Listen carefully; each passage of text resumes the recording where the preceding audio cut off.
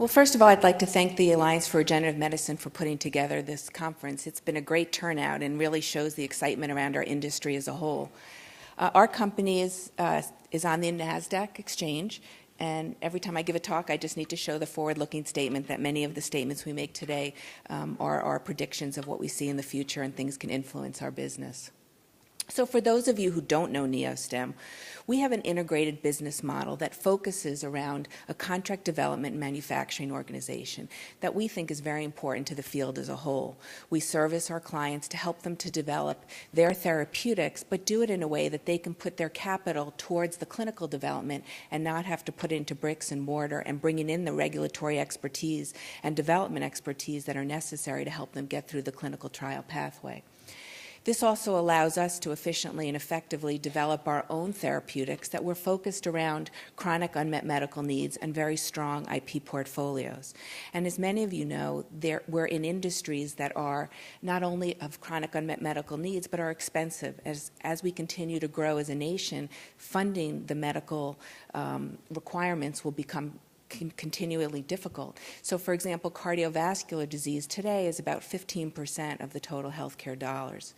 So we're developing therapeutics in cardiovascular disease that are focused on treating not the symptoms, but actually curing the underlying causes of the disease, so that you don't get the sequelae that comes along with advancing of diseases and pathology. We're also focused on autoimmune disorders, and as you know, 50 million Americans have autoimmune disorders. And we have another technology that's focused on tissue regeneration, which should affect everyone if we're able to develop these therapies. God bless you. So our corporate goals are to add to shareholder value, and we want to do this by continuing to invest and help grow our contract manufacturing business and grow globally by expanding into Europe. And we want to continue to develop these cutting-edge therapies around strong IP portfolios to treat chronic disease and to overall lower healthcare dollars, as well as lower the cost to developing these cell therapies. We want to continue also to build our company on acquisition, strategic partnerships, and we've been able to put what we have together through M&A activity. We've done 5 mergers and acquisitions, 1 divestiture, and we really are bringing in what we think are the key pieces to be a global leader in cell therapy, and we want to continue to grow the company through the infrastructure that we've created. And we think it's critical to continue working on education. We all need to do that. That's what ARM is focused on, so that people can understand the paradigm shift in medicine and how cell therapy is going to be a significant part of that in our future. So I'm not going to talk too much about our contract manufacturing development business, because you're going to hear from Bob Preddy, who most of you know, and we'll hear later about the business. But what I will say is this 15-year track record helps our clients develop their cell therapies. Many clients, as you see below, choose to outsource to contract manufacturing organizations, and it's a way that we can provide high-quality manufacturing capabilities, support their development, as well as to do this in a way that's really cost-effective and efficient.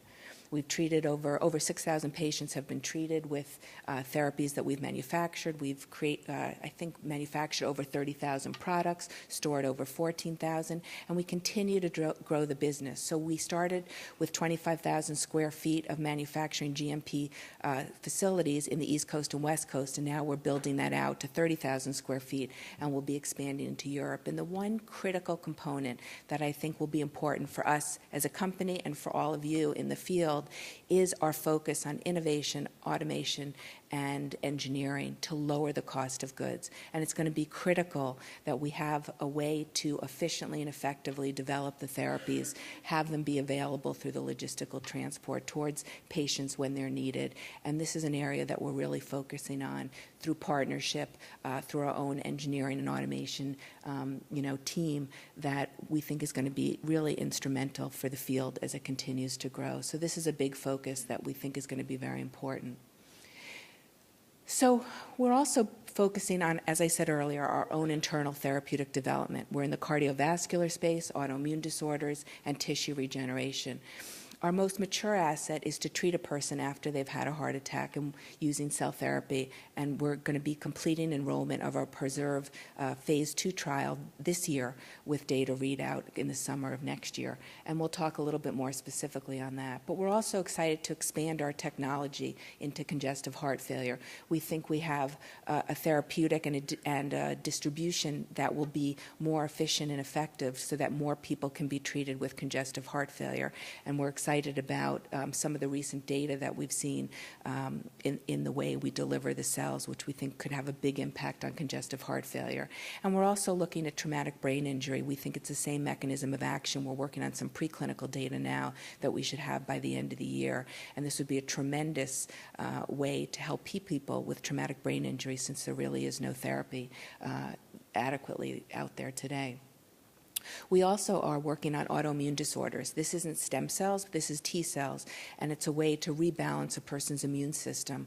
And through our relationship with Jeff Bluestone at UCSF, as well as some other practitioners, we'll be developing this technology and starting a phase 2 trial in type 1 diabetes next year, as well as work on steroid-resistant asthma. And about 10% of patients that have asthma become resistant to steroids, and if we could rebalance their immune system, it could be a way to get them to live a healthier life and be a much more cost-effective treatment.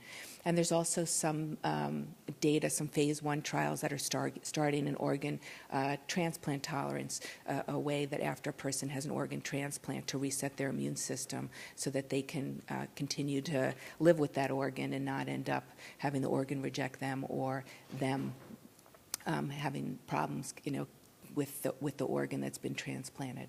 So these are 2 areas that will be in phase 2, completion of phase 2 next year. This year on cardiovascular disease, we'll be starting a phase 1b/2a trial in congestive heart failure, as well as type 1 diabetes, as well as starting a phase 1/2b trial in steroid-resistant asthma.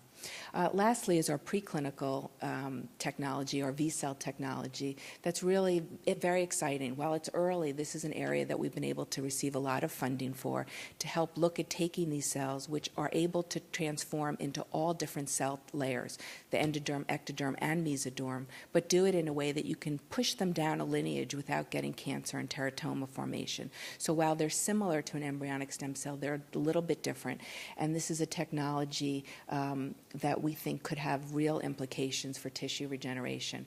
We're focusing on small spaces, as these cells are in your body, but they're not very plentiful, and we'll be looking at ways not only to isolate these cells, but to expand them for larger spaces. But in the meantime, we're focusing on bony regrowth, wounds, as well as macular degeneration, as well as acute radiation syndrome, because it appears that these cells are protected in your bone marrow.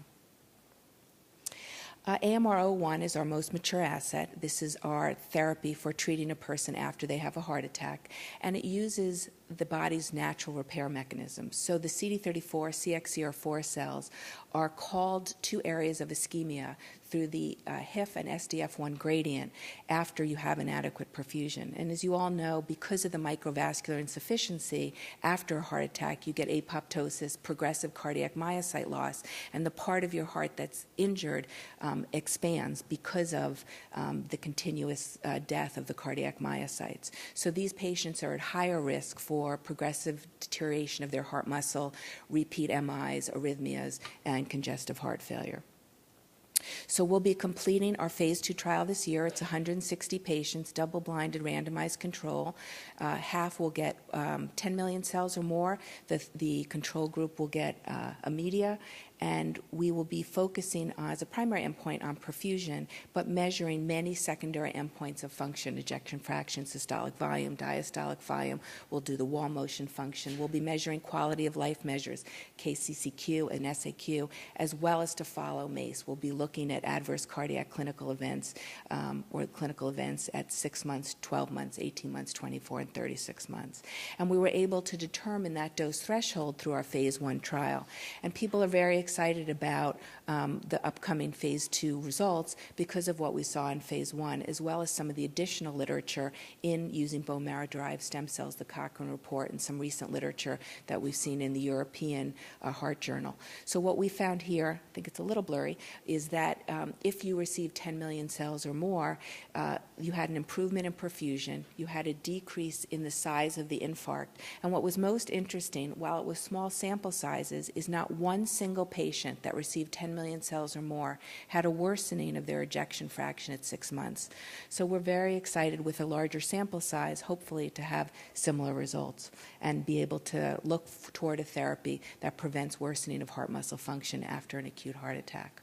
We have very strong IP that continues to grow and expand into countries around the world, as well as the expansion of vascular insufficiency, and hopefully we'll see some more exciting news. And that should allow us to look for partners to work with to help develop the technology. And I think for us, it's not just about developing one technology. It's not about building necessarily a sales force. We want a partner. We look at ourselves as a machine of being able to cost efficiently and effectively get these therapies through the clinical trial pathway, and want to do this not just on our own, but in partnership. And having strong IP around different geographic locations should allow us to find the right partner to develop the technology. We also have the technology, which is our T cells for autoimmune disorders. This is owned 20% by Beck and Dickinson, and it's a novel approach to restore the person's immune system, and we'll be focusing on type 1 diabetes. And here's a perfect example of a partnership through UCSF with Jeff Bluestone, which allowed us to save a lot of money and go right into a phase 2 for type 1 diabetes next year. So these type of partnerships and working together, buying, if you will, the person's data, the CMC section, allows us to go into other clinical indications and develop the technologies beyond just type 1 diabetes. So we'll be starting next with steroid-resistant asthma, and there'll be other indications that we can go into. We have over 22 issued patents that cover isolation, activation, and expansion of these T cells. And these are some of our advisory board members to help us look at the specific clinical indications that we're focused on. And then lastly, our regenerative medicine potential cells, our V cells that we license from University of Louisville.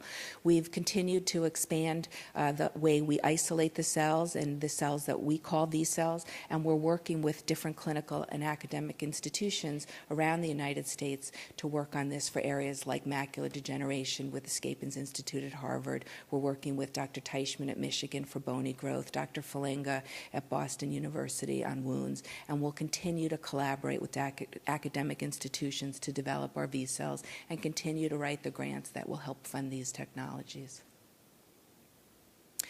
So in summary, we're very focused on developing a pipeline of cell therapies. We should see completion of our enrollment of our phase 2 trial this year. We'll start our phase 1b/2a trial next year in congestive heart failure. We'll have our preclinical data on traumatic brain injury, and hopefully we'll have good results that will warrant our going into the clinic. We also will be advancing our V-cell technology into human trials with some of our collaborators, as well as to advance our Treg program. We'll have exciting data from Jeff Bluestone from his open-label trial and start into the phase 2 trial next year, as well as steroid-resistant asthma, and grow the company through strategic transactions and business development relationships.